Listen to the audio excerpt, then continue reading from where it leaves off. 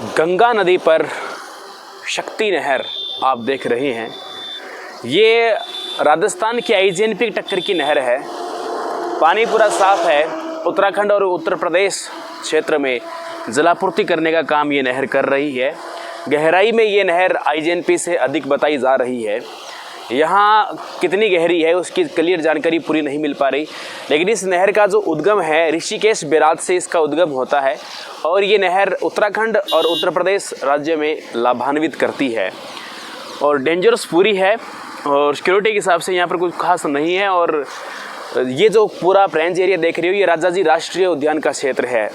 ऋषिकेश और हरिद्वार का ये एरिया है, इसके पास से ये बहती हुई जाती है। और रेंज एरिया जो ये आप ये ग्रीन एरिया जितना भी जंगल देख रहे हैं ये राजाजी राष्ट्रीय उद्यान का है और इस क्षेत्र में पैदल घूमना अलाउ नहीं है और पकड़े जाने पर यहाँ पर जुर्माना भी है। हम अभी मार्ग पर ही हैं, रोड के ऊपर ही है। रोड से यदि आप साइड में घूमते हो तो आप यहाँ सही नहीं है, अनलीगल है घूमना, तो आप नहीं घूम सकते। तो हम नियमों का पालन करेंगे, रोड पर हैं, रोड से वापस अपने रास्ते लगेंगे। ये थी शक्ति नहर की जानकारी। मात्र यहाँ से 2 किलोमीटर दूर पड़ता है आपका ऋषिकेश बैराज। उसी ऋषिकेश बैराज से ये नहर निकल कर आ रही है और नदी जो है बराबर में यहाँ से 1 किलोमीटर दूर नदी का प्रवाह है गंगा नदी का और इधर ये नहर निकाल दी गई है। गंगा नदी के जल का सदुपयोग कर ज़रूरतमंद क्षेत्र में इस पानी को पहुँचाने की विशेष योजना है। दोस्तों अभी जो आप ये जगह देख रहे हैं ये 2 तरह से इम्पोर्टेंट है। एक तो ये गंगा नदी का प्रवाह क्षेत्र है, दूसरा जिस जगह पर मैं खड़ा हूँ इस जगह के जस्ट नीचे एक गहरी नहर है। उस नहर का नाम है शक्ति नहर। इस तरह की क्रॉसिंग जो आप देख रहे हैं, ऊपर नदी बह रही है, नीचे नहर बह रही है, इसको सैफल कहा जाता है। और इधर चिला करके क्षेत्र पड़ता है ऋषिकेश के पास। चिला क्षेत्र का पानी गंगा नदी का ही प्रवाह क्षेत्र है, इसके माध्यम से यहाँ पर ये आगे आता है। और गंगा नदी जो है दोस्तों मैं आपको बता देना चाहता हूँ, गंगा नदी जो है वो बरसात के समय में लगभग 3 से 4 किलोमीटर की चौड़ाई में बहती है।